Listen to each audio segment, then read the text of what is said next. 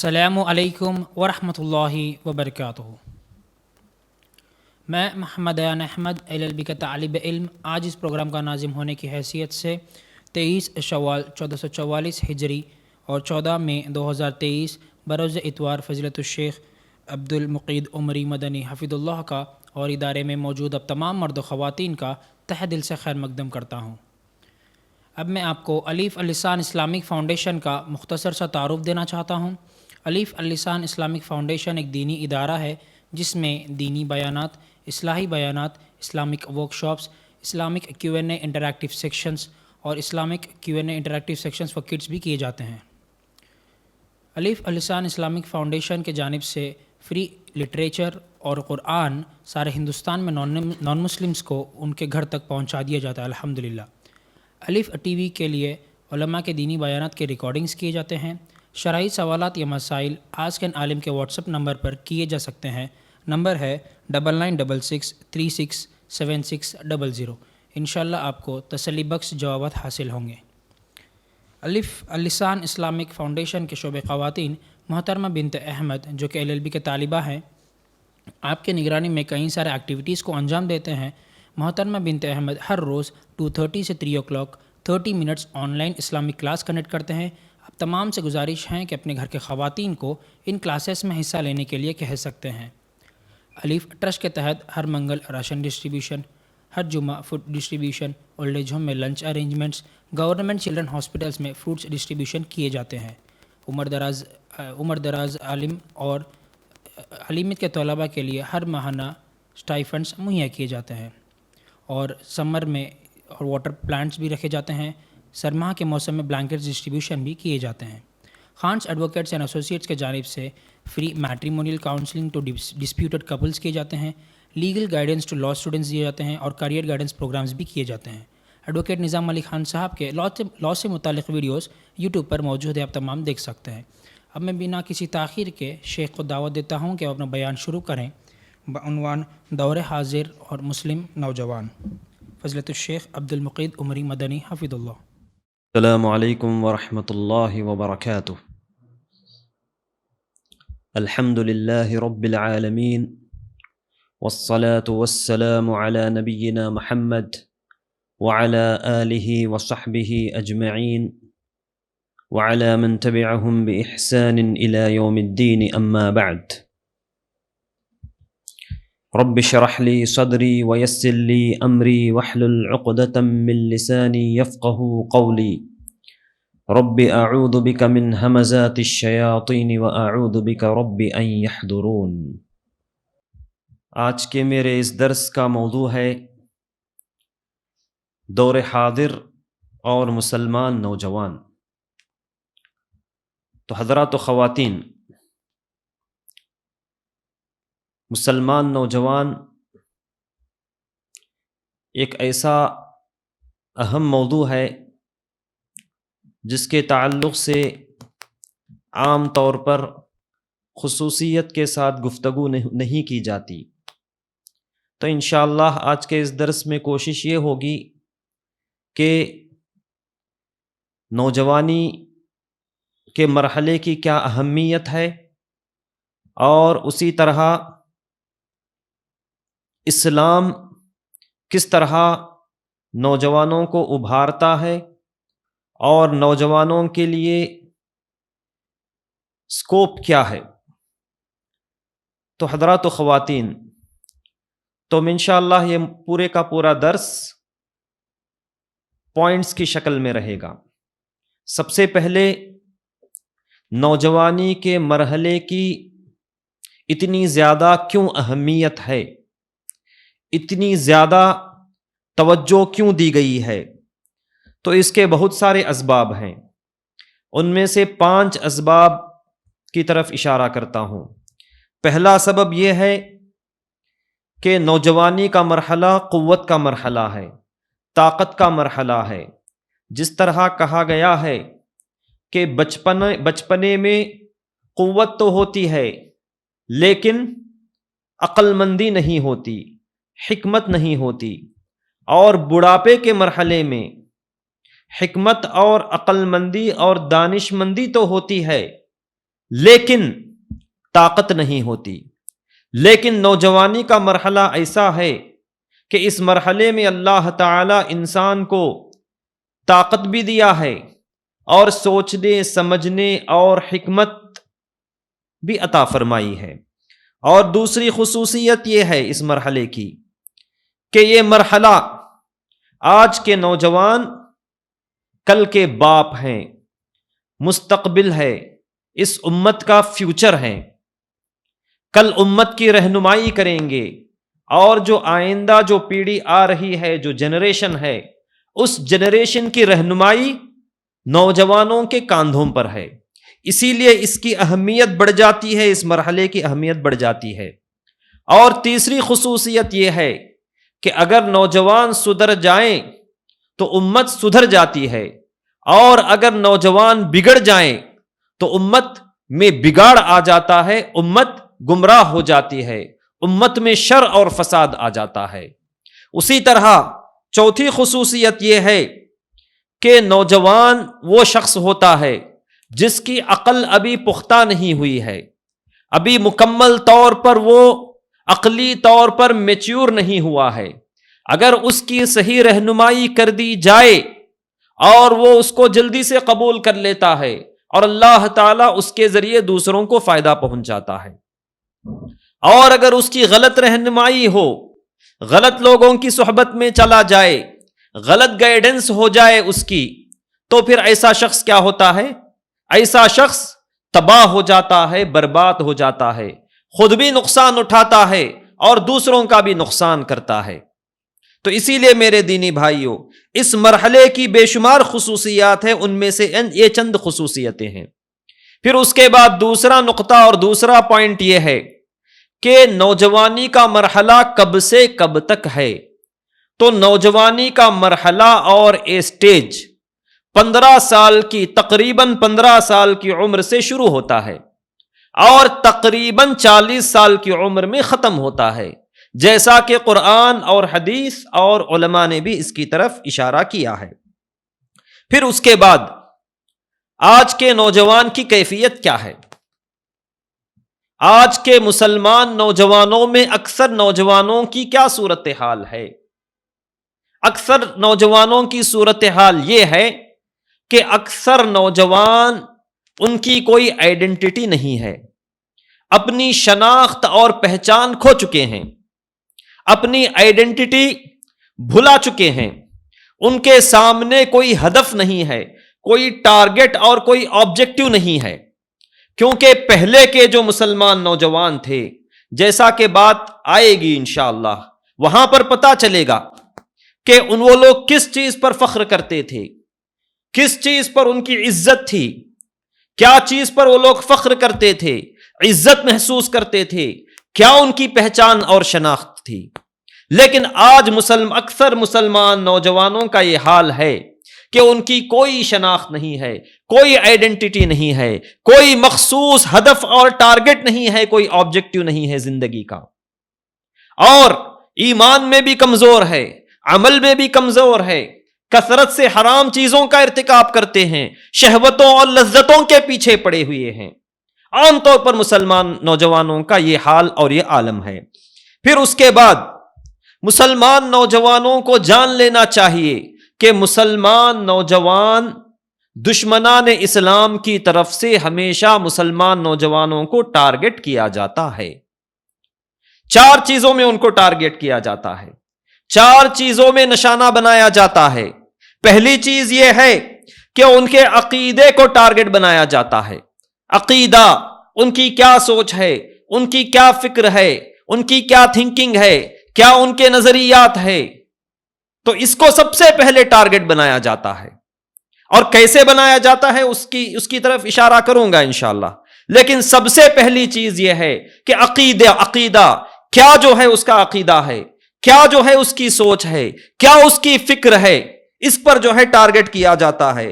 اور دوسری چیز جس میں اس کو ٹارگٹ کیا جاتا ہے وہ یہ ہے کہ کسی بھی طرح دشمنان اسلام یہ چاہتے ہیں، شیطان یہ چاہتا ہے، شیطان کے چھیلے یہ چاہتے ہیں کہ کسی بھی طریقے سے مسلمان نوجوانوں کو لذتوں میں، شہوتوں میں لگا دیں، ان کے عمل کو تباہ کر دے، لذتوں میں کسی بھی طرح فرائض سے دور کر کے، اچھے چیزوں سے دور کر کے حرام کاریوں میں مبتلا کرے، محرمات میں مبتلا کریں، شہوتوں میں مبتلا کرے، گندی چیزیں، گندی عادتوں میں ان کو مبتلا کریں. اور تیسری چیز یہ ہے کہ اس کی عقل کو ٹارگٹ بنایا جاتا ہے، اس کی عقل کو، اس کے دماغ کو ٹارگٹ بنایا جاتا ہے کہ کسی بھی طریقے سے اس کے عقل کو نشے میں مبتلا کر دے، کبھی ڈرگس کے ذریعے، کبھی سگریٹ کے ذریعے، کبھی شراب کے ذریعے، یا اس جیسی دیگر لتوں میں اس کو مبتلا کر کے اس کی عقل کو کمزور کر دیا جاتا ہے، اس کے عقل کو پراگندہ کر دیا جاتا ہے، اور اس کو عقلی امراض میں، عقلی بیماریوں میں مبتلا کرنے کی کوشش کیا جاتا ہے. کبھی ڈپریشن کا وہ شکار ہو جاتا ہے، کبھی سٹریس کا وہ شکار ہو جاتا ہے، کبھی اور دیگر بیماریوں کا شکار ہو جاتا ہے. اتنا زیادہ اس کو ٹارگٹ کیا جاتا ہے کہ اس کے پاس عقلی اعتبار سے سوچنے اور سمجھنے کی صلاحیت باقی ہی نہیں رہتی. اور چوتھی چیز یہ ہے کہ اس کے وقت کو ٹارگٹ کیا جاتا ہے، کیونکہ نوجوانی کا جو مرحلہ ہے بہت ہی اہم مرحلہ ہوتا ہے. جس طریقے سے گفتگو میں بات آئے گی تو دشمنان اسلام اور شیطان کے چھیلے یہ چاہتے ہیں، شیطان کے پروردہ لوگ یہ چاہتے ہیں کہ کسی بھی طریقے سے ایک مسلمان نوجوان کا وقت ضائع ہو جائے، وقت ضائع ہو جائے، جس چیز میں بھی ضائع کریں، کھیل کود میں، تماشے میں، فضول چیزوں میں، انٹرنیٹ میں، سوشل میڈیا میں، دیگر چیزوں میں ملوث کر دے. تو یہ 4 چیزوں میں اس کو ٹارگٹ کیا جاتا ہے. اور کن وسائل کے ذریعے، کن مینز کے ذریعے، کون سے وہ ذرائع ہیں جن کے ذریعے آج مسلمان نوجوان کو ٹارگٹ بنایا جا رہا ہے، اس کو بگاڑا جا رہا ہے، اس کے اوقات کو خراب کیا جا رہا ہے، اس کی زندگی کو خراب کیا جا رہا ہے، اس کو اصل ہدف سے ہٹا کر بیکار چیزوں میں مبتلا کیا جا رہا ہے. پہلی چیز ہے کریکولم، سلیبس. ہم جو اسکول میں سلیبس دیکھتے ہیں، کالج میں دیکھتے ہیں، یونیورسٹی میں دیکھتے ہیں، اور جتنے لیولز ہیں ایجوکیشن کے، تمام لیولز میں جو سلیبس بنایا گیا ہے، ایسا سلیبس بنایا گیا ہے کہ جس میں دور دور تک دین کا کوئی تذکرہ نہیں ہوتا، خالق کا کوئی تذکرہ نہیں ہوتا، مذہب کا کوئی تذکرہ نہیں ہوتا، اسلام کا کوئی تذکرہ نہیں ہوتا، بلکہ حد تو یہ ہے کہ کریٹر کا بھی کوئی تذکرہ نہیں ہوتا. بلکہ ایسی چیزیں پڑھائی جاتی ہے کریکولم میں، جان بوجھ کر ایسی چیزیں پڑھائی جاتی ہے کہ کسی بھی طریقے سے ایک نوجوان کا عقیدہ تباہ و برباد ہو جائے. سب سے پہلے وہ اسلام سے دور ہو جائے، قرآن سے دور ہو جائے، حدیث سے دور ہو جائے، مذہب اسلام سے دور ہو جائے.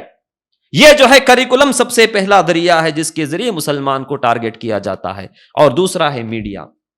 یہ ایک وہ زمانہ تھا جب مسلمان حکومت کرتے تھے، لیکن آج وہ زمانہ ہے مسلمانوں کی کوئی حکومت نہیں ہے. تو اب غیروں کے پاس، دشمنان اسلام کے پاس جب حکومت آ گئی تو پورا میڈیا انہی کے ہاتھ میں ہے، چاہے وہ مین سٹریم میڈیا ہی کیوں نہ ہو یا یہ کہ دیگر جو سوشل میڈیا ہی کیوں نہ ہو، سب کو چلانے والے دشمنان اسلام ہے.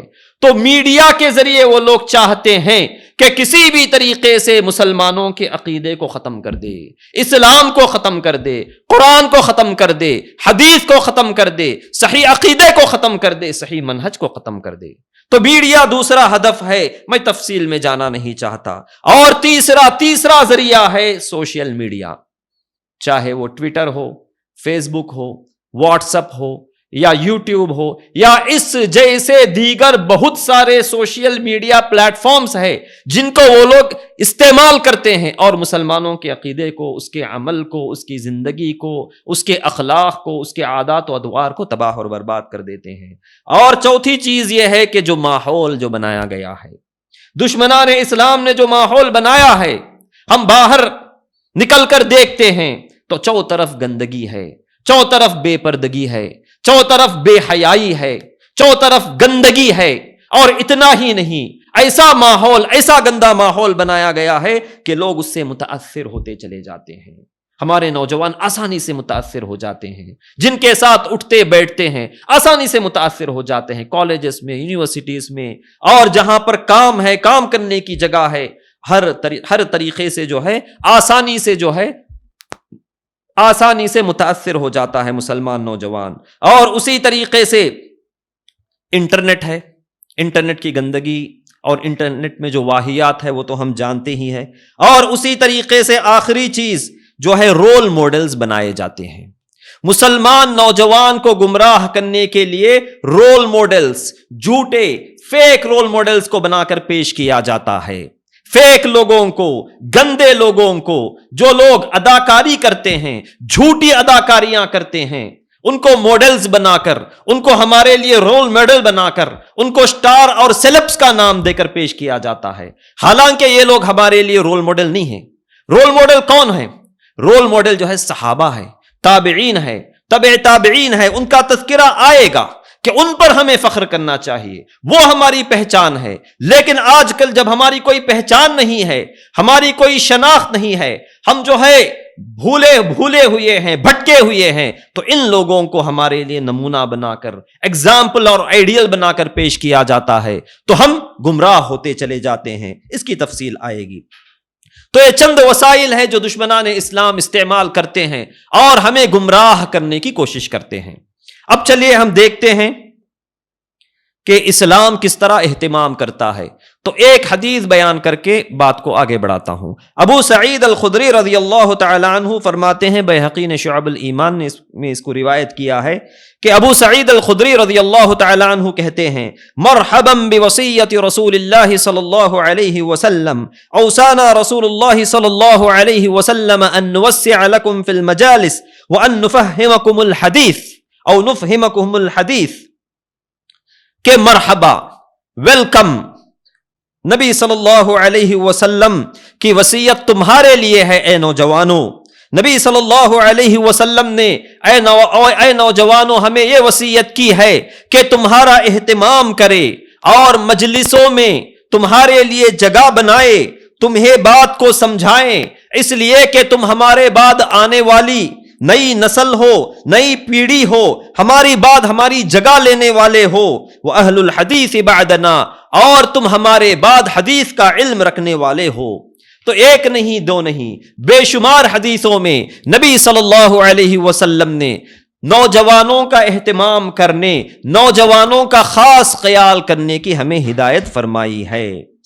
تو اب چلیے دیکھتے ہیں کہ اسلام نوجوانوں کو کس طرح ابھارتا ہے، اسلام کس طرح نوجوانوں کا خیال کرتا ہے، ہمارے نوجوانوں کے لیے کیا سکوپ ہے، ہمارے نوجوان کن چیزوں میں آگے بڑھنا چاہیے اور ہمارے نوجوان کن چیزوں میں پیچھے رہ گئے ہیں.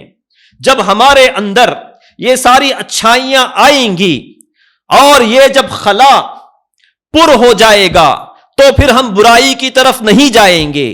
ہمارے نوجوان، مرد ہو کے عورتیں، لڑکے ہو کے لڑکیاں، پھر دوبارہ گمراہ نہیں ہوں گے، کیونکہ جب خلا آ جاتی ہے، ایک ویکیوم ہو جاتا ہے، تو پھر وہ ویکیوم غلط چیزوں سے پر ہونے لگتی ہے. لیکن شریعت اسلامیہ ہمیں اچھائیوں کی طرف ابھارتی ہے. کن چیزوں پر ہمیں فخر محسوس کرنا چاہیے، کن چیزوں میں ہمارے لیے عزت ہے، کن چیزوں میں ہمارے لیے شرف ہے، ہمارا پرائیڈ کیا ہے، ہمارا ماضی کیا ہے، ہمارا پاسٹ کیا ہے، ہمیں یہ جاننا چاہیے. تو سب سے پہلی چیز جس کا ہمیں خیال کرنا چاہیے وہ دعوت اللہ ہے. اللہ کی طرف دعوت دینا، امر بالمعروف اور نہی عن المنکر کا کام کرنا، اچھائی کی طرف لوگوں کو بلانا، برائیوں سے روکنا، اس دین کو پھیلانا، قرآن کے پیغام کو لوگوں تک پہنچانا، صحیح اسلام کی طرف لوگوں کو، صحیح عقیدے کی طرف لوگوں کو دعوت دینا. تو ابراہیم علیہ السلام کے تعلق سے قرآن کریم میں آتا ہے، سَقَالُوا سَمِعْنَا فَتًى يَذْكُرُهُمْ يُقَالُ لَهُ ابراہیم. جب ابراہیم علیہ السلام نے بتوں کو توڑ دیا تو لوگوں نے کیا کہا؟ لوگوں نے یہ کہا کہ ہم ایک نوجوان کو جانتے ہیں جو ان معبودان باطلا اور ان بتوں کا تذکرہ کر رہا تھا، شاید کہ اس نے توڑا ہے۔ تو ابراہیم علیہ السلام نے یہ کارنامہ کب انجام دیا؟ نوجوانی میں انجام دیا۔ اور اسی طریقے سے موسیٰ علیہ السلام کے تعلق سے آتا ہے کہ فما آمن لموسیٰ الا ذریۃ من قومہ، کہ موسیٰ علیہ السلام پر ایمان لانے والے ان کی قوم کے چند لوگ تھے۔ ابن کثیر رحمہ اللہ کہتے ہیں کہ ہؤلاء الشباب، یہ نوجوان تھے، یہ نوجوان تھے جو موسیٰ علیہ السلام پر ایمان لے کر آئے۔ اس لیے مزید ابن کثیر رحمہ اللہ کہتے ہیں لأن سنت اللہ فی الدعوت بدأ من نوح الى ان یرث اللہ الارض ومن علیہا، اس لیے کہ اللہ کا قانون یہ ہے، نوح علیہ السلام سے لے کر قیامت کے دن تک اللہ کا قانون یہ ہے کہ دعوت کا کام نوجوان کرتے ہیں، کم عمری میں دعوت کا کام ہوتا ہے۔ پھر مزید فرماتے ہیں انما الذین یحملون ہمہ الشباب، کہ امر بالمعروف اور نہی عن المنکر کا کام، دعوت اللہ کا کام، اس کی ذمہ داری ہمیشہ نوجوان ہی سنبھالے ہیں۔ پھر اس کے بعد تیسری مثال اصحاب کہف، غار والوں کے تعلق سے سورۃ الکہف میں اللہ تعالیٰ فرماتا ہے انہم فتیۃ آمنوا بربہم وزدناہم ھدی، کہ اصحاب کہف نوجوان تھے جو اپنے رب پر ایمان لائے اور ہم نے انہیں مزید توفیق عطا فرمائی۔ تو اصحاب کہف، ان کا واقعہ ہم بارہا پڑھتے ہیں، تو اصحاب کہف نے جو کارنامہ انجام دیا نوجوانی میں انجام دیا۔ اسی طرح چوتھی مثال نبی صلی اللہ علیہ وسلم کی ہاتھ پر بیعت کرنے والے، مدینہ سے آ کر موسم حج میں بیعت کرنے والے، پھر اس کے بعد جا کر دعوت و تبلیغ کرنے والے مدینہ میں، پھر اس کے بعد مدینہ میں کثرت سے لوگ ایمان قبول کرنے لگے۔ تو کون لوگ تھے؟ دوسری مرتبہ جس کو بیعت عقبہ کہا جاتا ہے، تو بیعت کرنے والے نبی صلی اللہ علیہ وسلم کے ہاتھ پر شباب یعنی نوجوان تھے، جس طریقے سے عباس رضی اللہ تعالی عنہ ایک روایت میں کہتے ہیں۔ اور اسی طرح صحابہ جو ہے، بہت سارے صحابہ نے دعوت کا کام انجام دیا۔ کیا آپ جانتے ہیں صحابہ کس عمر میں ایمان لے کر آئے اور کس عمر میں انہوں نے دعوت کا کام کیا؟ اور عشرہ مبشرہ سے تو ہم واقف ہی ہوں گے۔ 10 صحابہ جن کو جنت کی گارنٹی دے دی گئی، تو انہوں نے عمری میں، نوجوانی میں اسلام قبول کیا۔ ان کی عمر 15 سال، 17 سال، 22 سال، 25 سال کی عمر تھی۔ اور سب سے زیادہ اگر کسی کی عمر تھی تو ابو بکر صدیق رضی اللہ تعالی عنہ کی عمر تھی۔ اور ان کی عمر کتنی تھی اس وقت؟ 37 ایئرز تھی ان کی عمر۔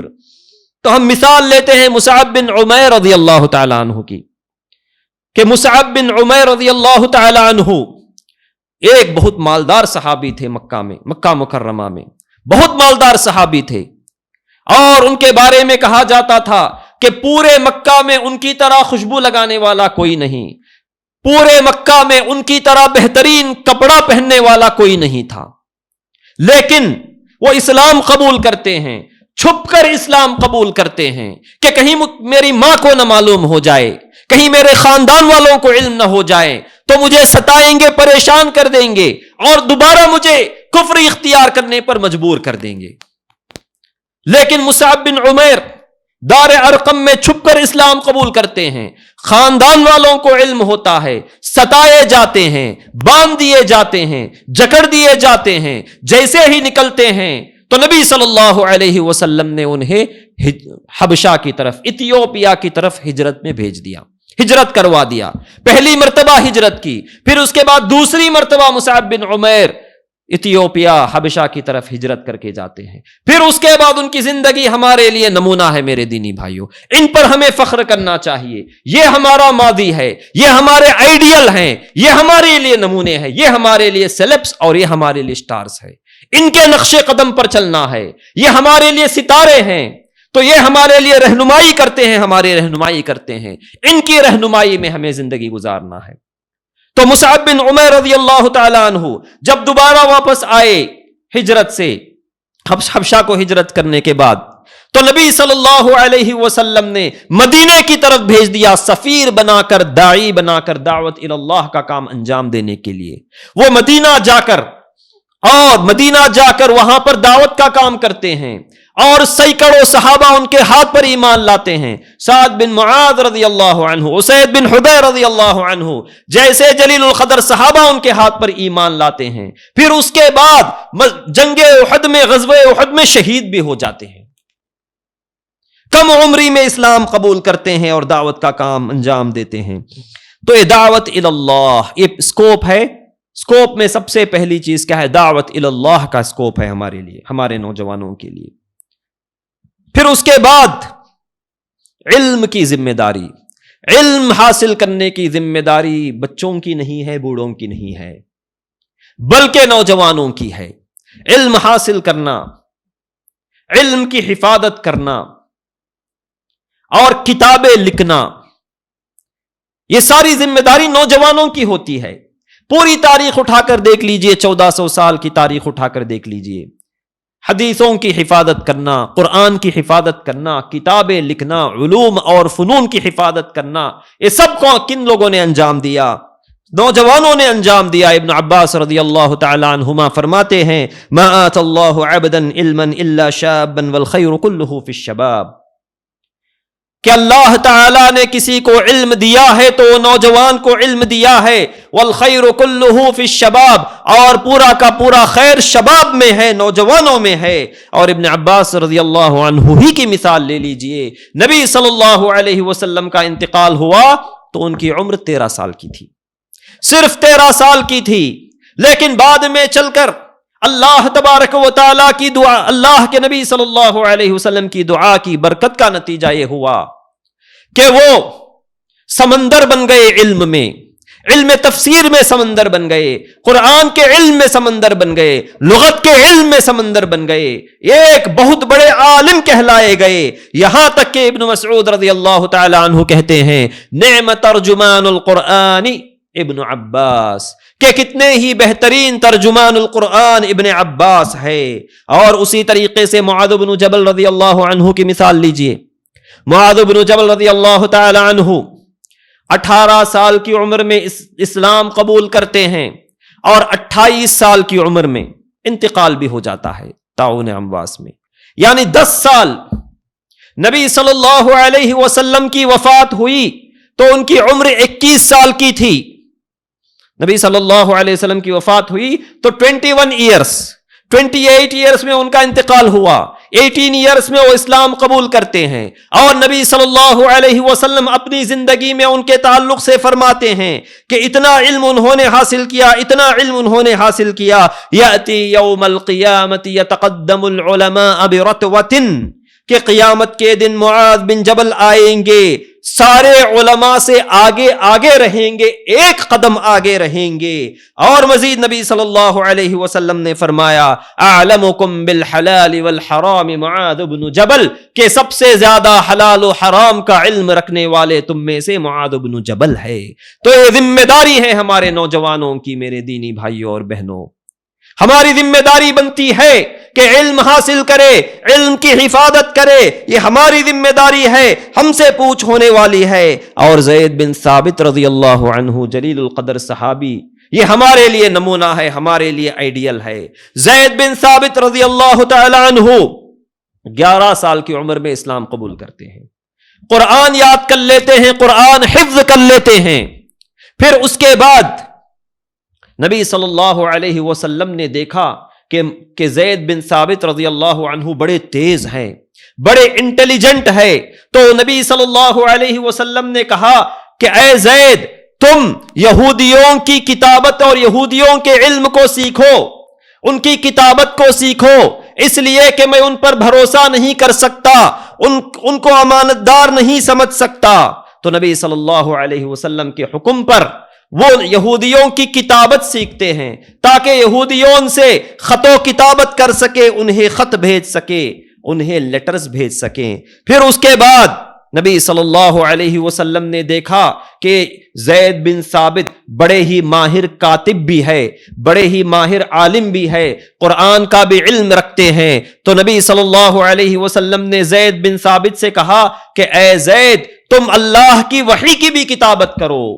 قرآن کی بھی کتابت کرو، تو کاتبین وحی میں شمار کر لیتے ہیں انہیں۔ پھر اس کے بعد نبی صلی اللہ علیہ وسلم نے کہا افرض امتی زید بن ثابت، کہ میری امت میں سب سے زیادہ فرائض کا علم رکھنے والے زید بن ثابت رضی اللہ عنہ ہے۔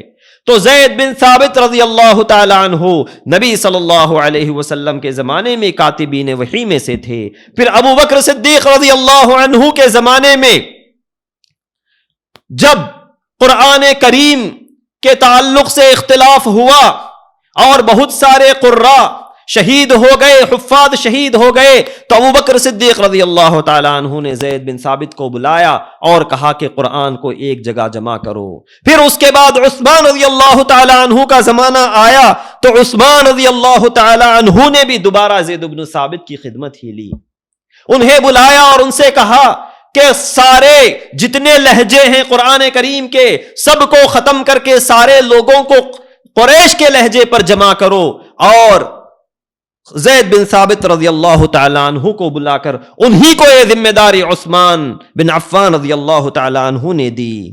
اسی طریقے سے شعبی رحمہ اللہ کہتے ہیں القضاۃ اربعۃ، کہ 4 قاضی ہے اسلام میں، 4 ججز ہے، صحابہ میں 4 قاضی اور ججز ہے، وہ ہے عمر وعلی وزید وابن مسعود، ایک عمر ہے اور ایک علی ہے اور ایک ہے زید بن ثابت اور ایک ہے ابن مسعود رضی اللہ تعالی عنہ۔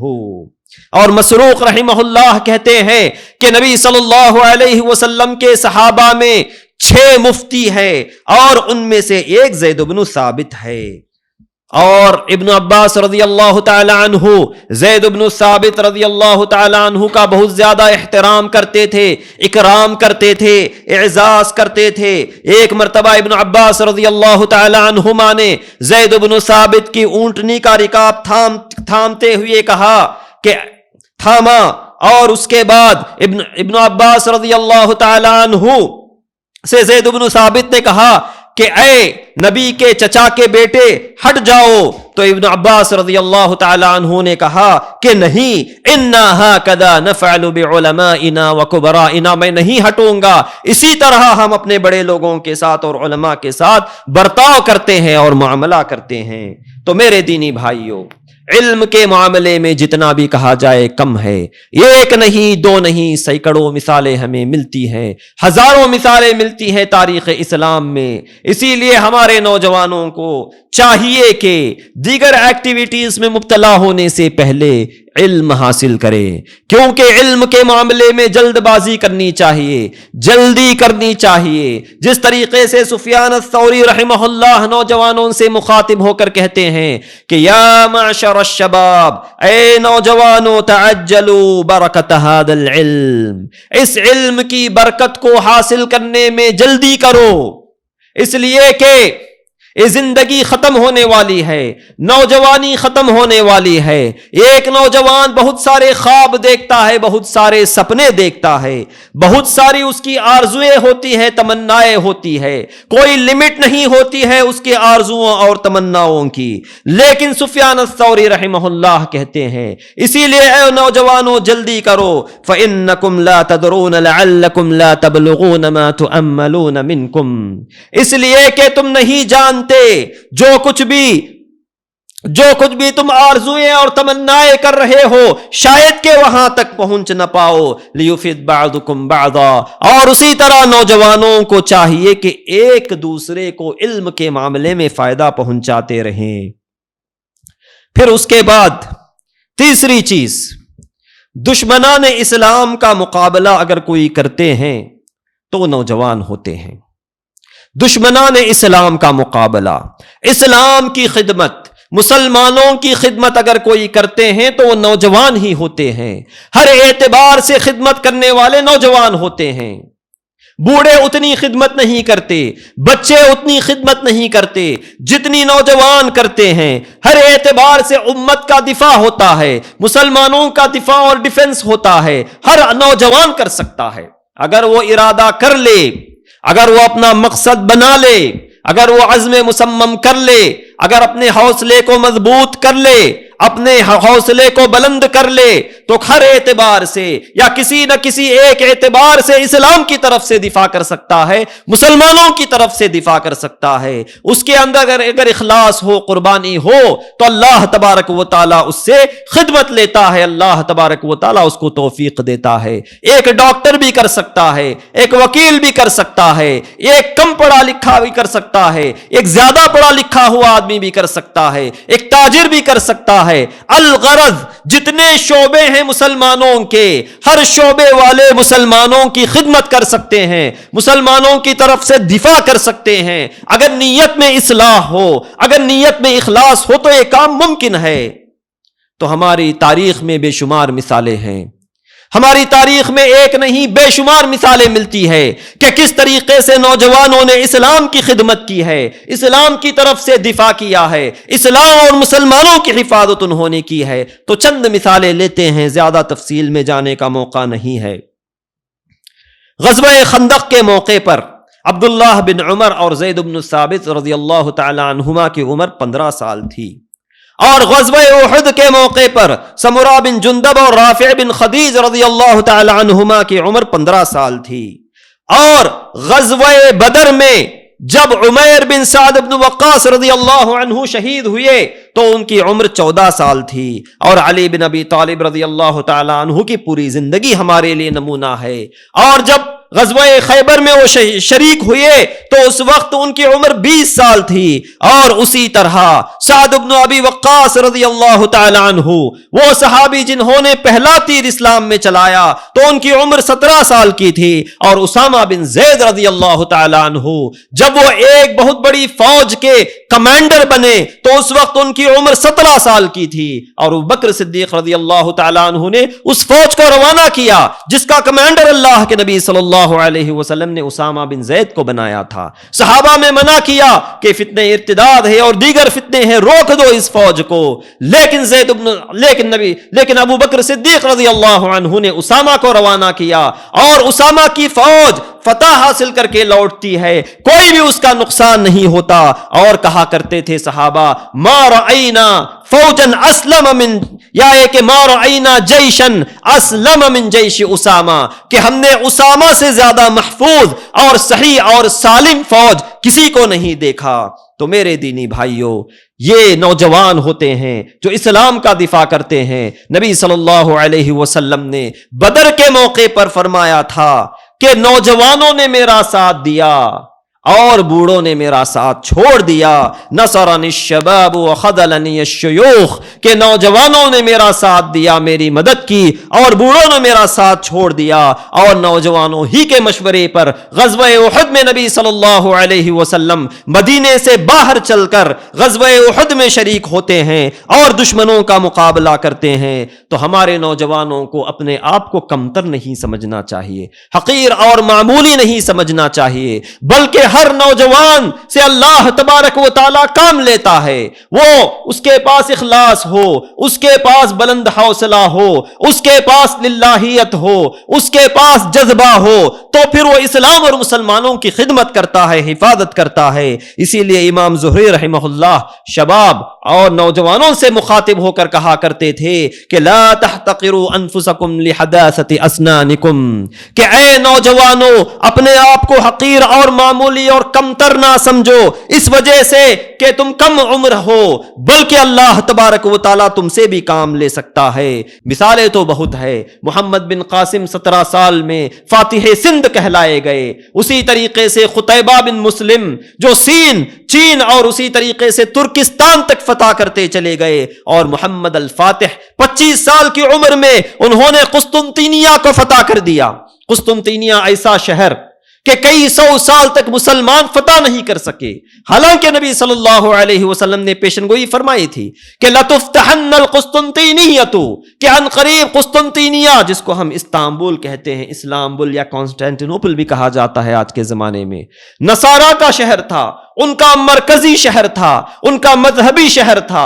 نبی صلی اللہ علیہ وسلم نے اس زمانے میں پیشن گوئی کی تھی، لیکن 1457 میں جا کر یہ فتح ہوا اور محمد الفاتح کے ہاتھ پر فتح ہوا۔ ان کی عمر 25 سال کی تھی۔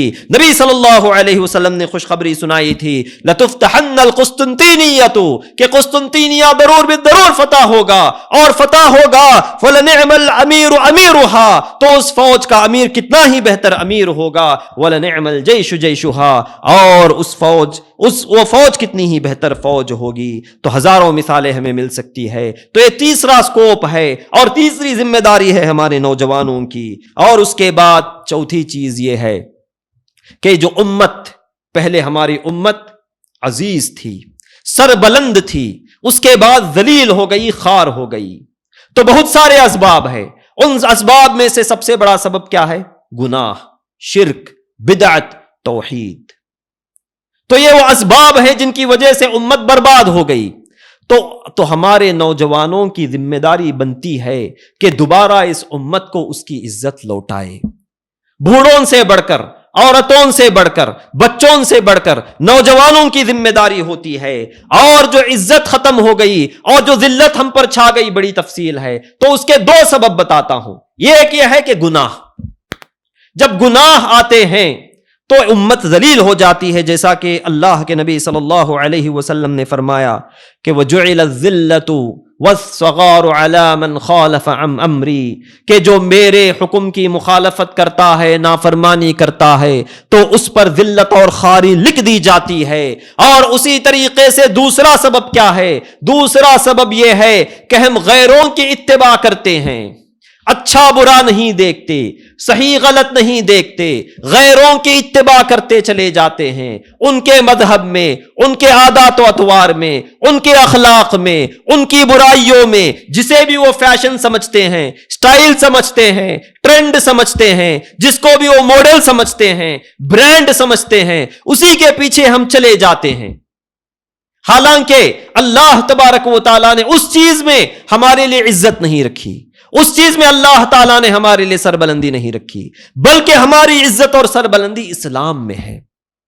اسلام میں ہمارے لیے عزت اور سربلندی ہے، جس طریقے سے اللہ کے نبی صلی اللہ علیہ وسلم نے مشہور و معروف روایت ہے صحیح بخاری کی، فرمایا لَتَتَّبِعُنَّ سَنَنَ مَنْ كَانَ قَبْلَكُمْ حَذْوَ الْقُذَّةِ وَالْقُذَّةِ حَذْوَ الْقُذَّةِ بِالْقُذَّةِ کہ ضرور بالضرور تم ماضی کے لوگوں کی پیروی کرتے چلے جاؤ گے، جس طریقے سے ایک قدم دوسرے قدم کی طرح ہوتا ہے اور ایک جوتا دوسرے جوتے کی طرح ہوتا ہے، اسی طریقے سے تم پیروی کرتے چلے جاؤ۔ تو صحابہ نے کہا کیا یہود و نصارہ مراد ہے؟ تو نبی صلی اللہ علیہ وسلم نے پھر کون مراد ہو سکتے ہیں؟ یہود و نصارہ کے علاوہ کون مراد ہو سکتے ہیں؟ یہود و نصارہ اور اسی طریقے سے دیگر قوموں اور دیگر مذہب کے ماننے والوں کی ہم پیروی کرتے چلے جاتے ہیں، تو یہ بھی ذلت کا ایک سبب ہے۔ اور عمر بن خطاب رضی اللہ تعالی عنہ نے ایک موقع پر فرمایا تھا کنا اذل قوم کہ اے لوگو ہم سب سے زیادہ ذلیل قوم تھے، فعزنا اللہ بالاسلام اسلام کے ذریعے اللہ تعالیٰ نے ہمیں سربلندی عطا فرمائی، فمہما نطلب العزت فی غیرہ اذلنا اللہ تو اسلام کے علاوہ کسی اور چیز میں عزت اور سربلندی اگر ہم چاہتے ہیں تو اللہ تعالیٰ ہمیں عزت و سربلندی نہیں دے گا بلکہ مزید ذلیل و خوار کرے گا۔ تو اسی لیے عزت و سربلندی لوٹانا یہ نوجوان کی ذمہ داری ہے، اور وہ کیسے ہو سکتا ہے؟ گناہوں سے بچ کر، شرک سے بچ کر، بدعتوں سے بچ کر، اور غیروں کی اتباع اور غیروں کی اندھی تقلید اور پیروی سے بچ کر ہم اللہ تبارک و تعالیٰ کی عزت و سربلندی حاصل کر سکتے ہیں۔ اور پانچویں چیز کیا ہے؟ پانچویں چیز یہ ہے کہ اللہ تبارک و تعالیٰ نے نوجوانی کو قوت بنایا ہے، نوجوانی کو طاقت بنایا ہے، نوجوانی ایک سٹرینتھ ہے، نوجوانی ایک قوت ہے۔ تو اس سے ہمیں فائدہ اٹھانا چاہیے، اس مرحلے سے ہمیں فائدہ اٹھانا چاہیے۔ جس طریقے سے صفیہ بنت سیرین رحمہ اللہ کہتی ہے کہ یا معشر الشباب، اے نوجوانوں، خذوا من انفسکم وانتم شباب، جتنا ہو سکتا ہے اتنا فائدہ اٹھا لو اپنی جوانی میں. فواللہ ما رأیت العمل الا فی الشباب، اس لیے کہ میں نے کام کو ہوتے ہوئے دیکھا ہے صرف نوجوانی کے مرحلے ہی میں. تو نوجوانی کے مرحلے میں کام ہوتے ہیں، کام بنتے ہیں، فائدہ اٹھا لینا ہے. ابن عباس رضی اللہ تعالیٰ عنہما سے روایت ہے کہ نبی صلی اللہ علیہ وسلم نے فرمایا، مستدرک الحاکم کی روایت ہے، اغتنم خمسا قبل خمس، کہ 5 چیزوں کے آنے سے پہلے 5 چیزوں سے فائدہ اٹھا لو. اور وہ ان میں سے ایک چیز کیا ہے؟ شبابک قبل حرمک، کہ بڑھاپے سے پہلے نوجوانی سے فائدہ اٹھا لو. بڑھاپے سے پہلے نوجوانی سے فائدہ اٹھا لو، اس کو غنیمت سمجھ لو.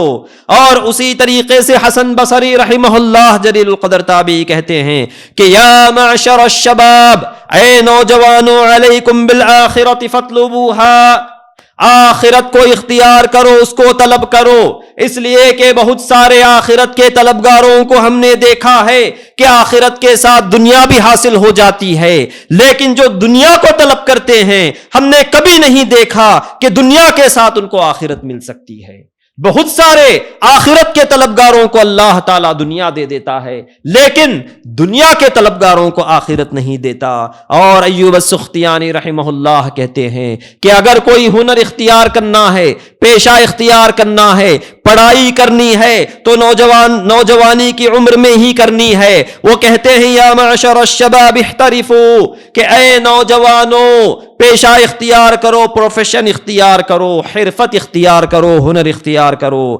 لا تحتاجون ان تأتوا ابواب هؤلاء، اگر کرو گے تو ان لوگوں کے دروازوں کے ٹھوکر، ان لوگوں کے دروازوں پر جانے کی تمہیں ضرورت نہیں پیش آئے گی. اور چھٹی چیز کیا ہے؟ چھٹا سکوپ کیا ہے؟ چھٹا کام کیا کرنا ہے ہمارے نوجوانوں کو؟ وقت کو یوٹیلائز کرنا ہے، ٹائم کو یوٹیلائز کرنا ہے، ٹائم کو صحیح مینیج کرنا ہے.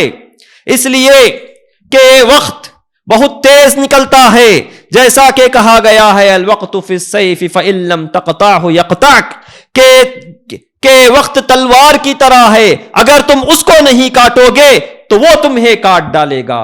تو یہ وقت میں قوت ہے، بڑی تیزی سے گزرتا ہے. اور وقت کو اگر ہم ضائع کریں گے، اگر بیکار میں ضائع کریں گے تو تمہیں باطل میں مبتلا کر دیتا ہے. اور اگر اچھے میں مبتلا کریں گے، اچھے میں لگائیں گے تو اچھائی تمہیں حاصل ہوتی ہے. جس طریقے سے ایک گلاس میں پانی کی طرح ہے کہ اگر پانی ڈالو گے تو پانی رہے گا، اگر کچھ نہیں ڈالو گے تو فارغ ہو جائے گا. تو اسی طریقے سے یہ وقت بھی ہے کہ جس طریقے سے کہا گیا نفسک ان لم تشغلها بالحق، کہ اگر اپنے آپ کو حق کے ساتھ مشغول نہیں کرو گے، یستشغلک بالباطل، تو تمہیں باطل میں تمہارا نفس مشغول کر دے گا. اور نبی صلی اللہ علیہ وسلم نے فرمایا نعمتان مغبون فیہما کثیر من الناس، 2 اللہ کی ایسی عظیم الشان نعمتیں ہیں جن کے معاملے میں لوگ دھوکے میں مبتلا ہے، فریب میں مبتلا ہے. الصحت والفراغ، یہ ایک ہے صحت و تندرستی اور ایک ہے فارغ اوقات. تو فارغ اوقات اللہ کی نعمت ہے میرے دینی بھائیوں، میرے نوجوانوں. اس وقت کو ضائع مت کیجیے، آخرت اور دنیا کے فائدے میں لگائیے. پھر اس کے بعد 7ویں چیز یہ ہے کہ نوجوانی کا مرحلہ ایسا مرحلہ ہے قیامت کے دن اس کے تعلق سے پوچھا جائے گا، خصوصیت کے ساتھ پوچھا جائے گا.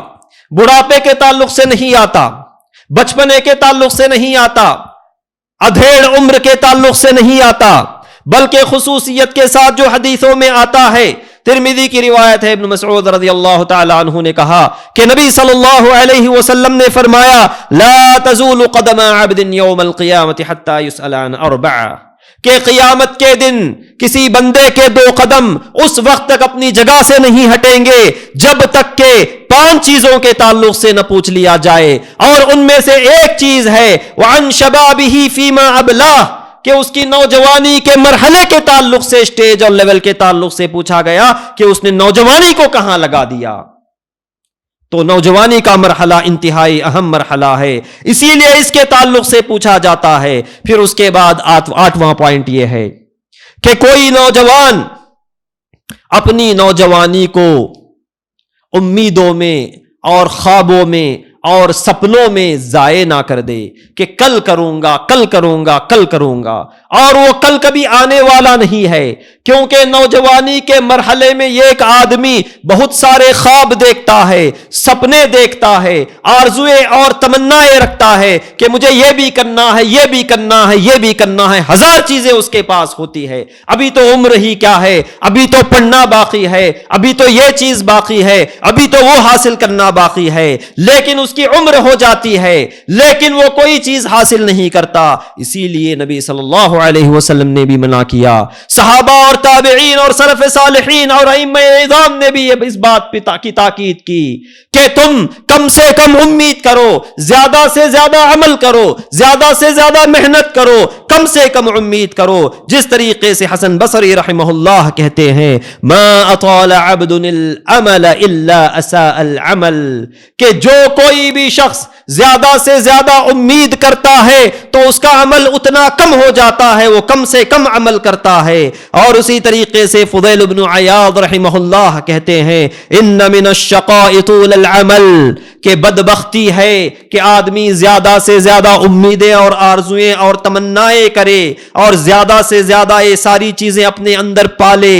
اور وَإِنَّ مِنَ النِّعْمِ لَقِصْقِصَرَ الْعَمَلِ، اور نعمت میں یہ بات ہے کہ کم سے کم امید کرے۔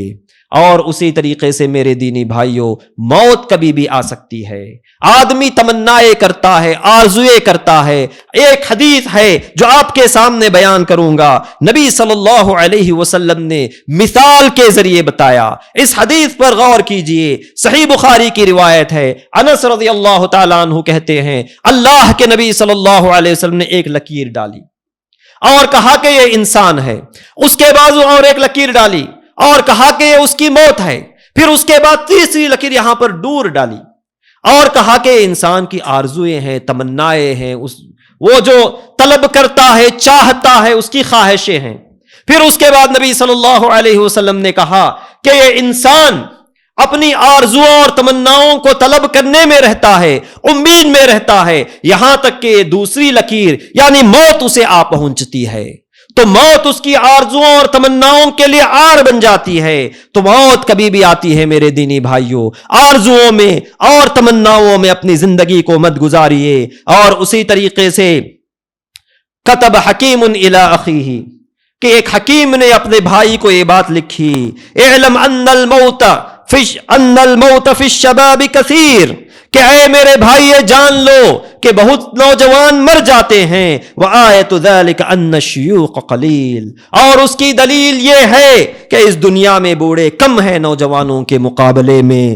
اور اسی طریقے سے اللہ تعالیٰ فرماتا ہے وانفقوا مما رزقناکم من قبل ان یأتی احدکم الموت فیقول رب لولا اخرتنی الی اجل قریب فاصدق واکن من الصالحین ولن یؤخر اللہ نفسا اذا جاء اجلها واللہ خبیر بما تعملون، کہ ہر آدمی موت کے وقت یہ تمنا کرے گا کہ اللہ مجھے اور بھی مہلت دے دے، شاید میں اللہ کے راستے میں خرچ کر دوں، صدقہ کر دوں اور فائدہ اٹھا لوں، آخرت کا سامان کر لوں۔ تو اللہ تبارک و تعالیٰ کہتا ہے کہ جب موت کا وقت آتا ہے، موت کی گھڑی آتی ہے تو کسی کو ڈھیل نہیں جاتی، کسی کو مہلت نہیں دی جاتی، اس کا مواخذہ اور اس کی گرفت کر دی جاتی ہے۔ ایک سیکنڈ کے لیے بھی موت آگے اور پیچھے نہیں ہٹتی۔ اور اسی طریقے سے آخرت کی نشانیوں میں سے یہ ہے کہ اچانک موت آ جاتی ہے۔ آخرت کی نشانیوں اور آخرت کی علامتوں میں سے یہ ہے کہ موت اچانک آ جاتی ہے، جس طریقے سے نبی صلی اللہ علیہ وسلم نے فرمایا۔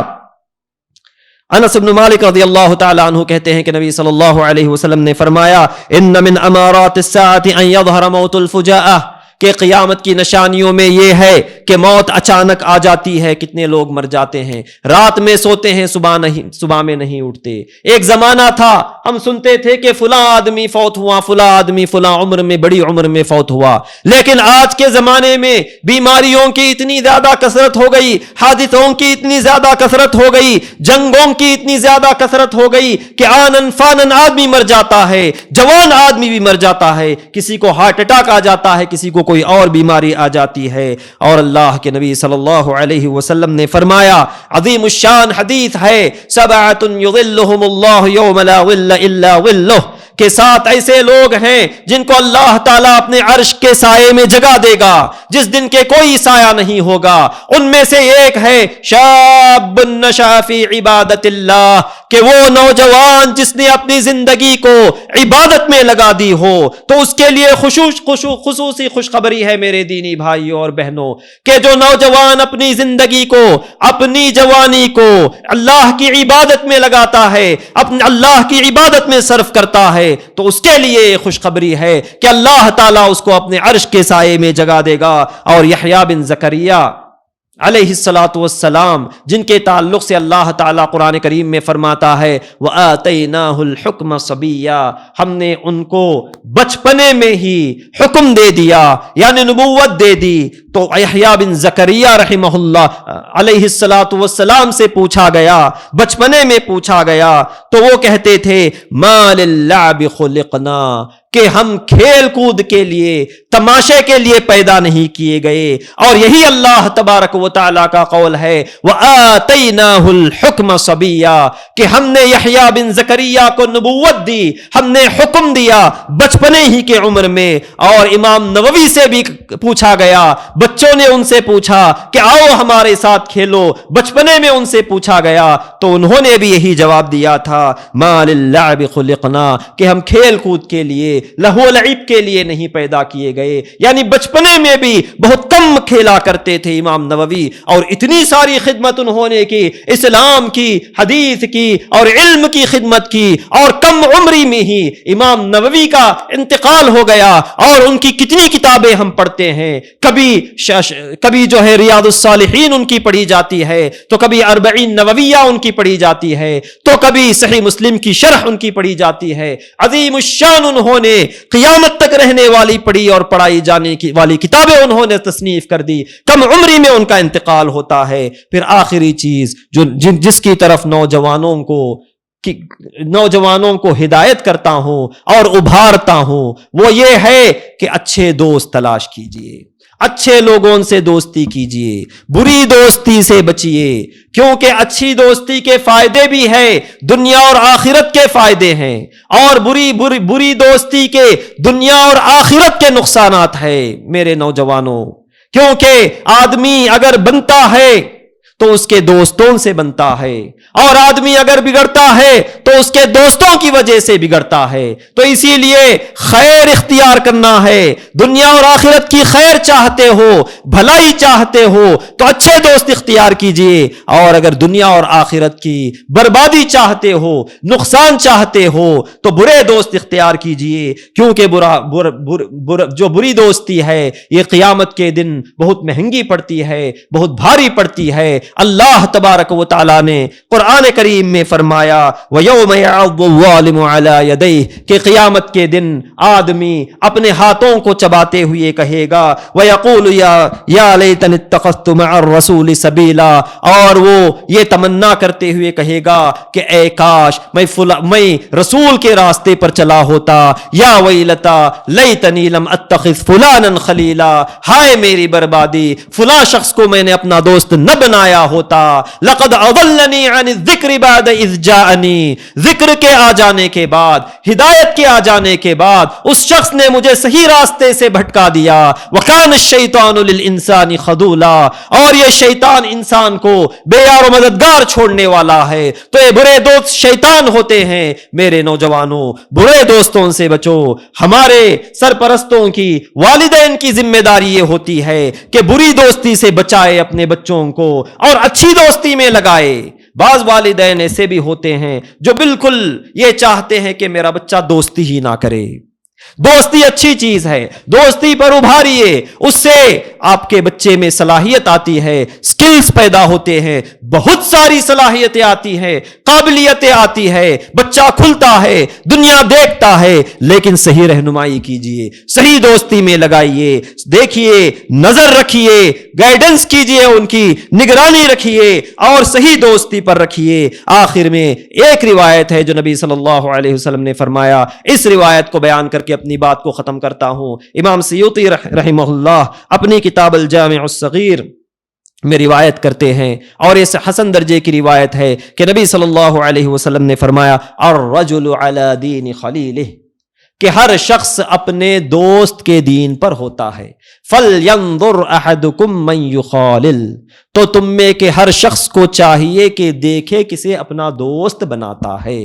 اگر تم چاہتے ہو کہ برے بنو تو برا دوست بناؤ, اچھے بنو تو اچھا دوست بناؤ. اور آج کے زمانے میں اچھے دوست نایاب ہو چکے ہیں, ریئر ہو چکے ہیں, مشکل ہو چکے ہیں. تو یہاں پر سرپرستوں کی ذمہ داری, والدین کی ذمہ داری بہت زیادہ بڑھ جاتی ہے کہ تلاش کریں اچھے سے اچھا دوست, وہ دوست جو اسے دین میں رہنمائی کرے, دنیا میں رہنمائی کرے, آخرت کے کاموں میں اس کا کام دے, اور غلط چیزوں میں اس کو مبتلا نہ کرے, کیونکہ گندگیاں اور شر اور فساد عام ہو چکا ہے. تو یہ چند باتیں ہیں. اللہ سے دعا ہے کہ ہمارے نوجوانوں کی حفاظت فرما, اس امت کی سربلندی جو ختم ہو چکی ہے اس سربلندی کو لوٹا دے. اے اللہ ہماری حفاظت فرما, ہمارے نوجوانوں کی حفاظت فرما, ہماری نئی نسل کی حفاظت فرما, ہمارے بوڑھوں کی حفاظت فرما, ہماری عورتوں اور ہمارے بچوں کی حفاظت فرما. اے اللہ ہمیں علم صحیح کی توفیق عطا فرما, عمل صالح کی توفیق عطا فرما. اے اللہ دنیا اور آخرت میں ہمیں سرخرو عطا فرما. اے اللہ لوٹی ہوئی عزت کو ہمیں لوٹا دے, لوٹی ہوئی عزت کو دوبارہ اسلام کی لوٹی ہوئی عزت کو لوٹا دے. اللہم آمین. وآخر دعوانا ان الحمد للہ رب العالمین, وصلی اللہ علی نبینا محمد وعلی آلہ وصحبہ وسلم.